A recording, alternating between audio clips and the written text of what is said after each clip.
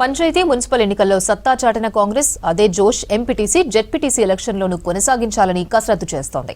2 ఏళ్ల పాలన ప్రజల కోసం అమలు చేస్తున్న పథకాలే కాంగ్రెస్ ను గెలిపిస్తాయన్న అభిప్రాయం మంత్రుల్లో వ్యక్తమవుతోంది. మున్సిపల్ జోష్ తో వచ్చే ఎంపీటీసీ జెడ్పీటీసీ ఎన్నికల్లో క్లీన్ స్వీప్ చేయొచ్చనే ధీమా వ్యక్తం చేస్తున్నారు.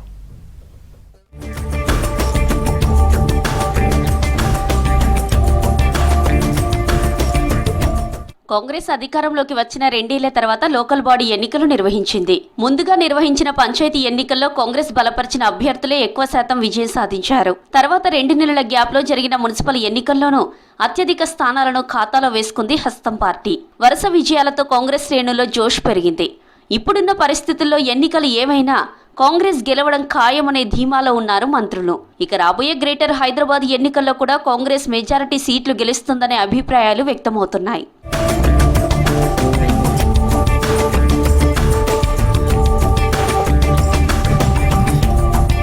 కాంగ్రెస్ అధికారంలోకి వచ్చి 2 ఏళ్లు పూర్తయింది. ప్రభుత్వం అమలు చేస్తున్న సంక్షేమ పథకాలు, అడ్మినిస్ట్రేటివ్ విధానమే విజయానికి ప్రధాన కారణమనే అభిప్రాయాలు వ్యక్తమవుతున్నాయి. ఇదే జోష్ గ్రేటర్ హైదరాబాద్ ఎంపీటీసీ జెడ్పీటీసీ ఎన్నికల్లో సత్తా చాటుతామని అంటున్నారు హస్తం లీడర్లు.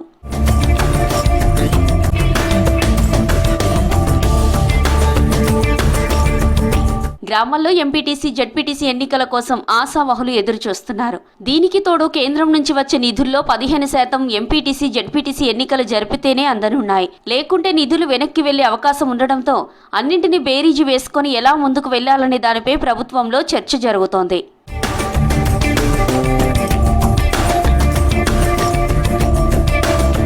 సర్పంచ్, మున్సిపల్ ఎన్నికల్లో భారీ విజయాలు దక్కించుకున్న అధికార పార్టీ ఇదే జోష్ కొనసాగించేందుకు ఎలాంటి నిర్ణయం తీసుకుంటుందోనని ఉత్కంఠ ఉంది.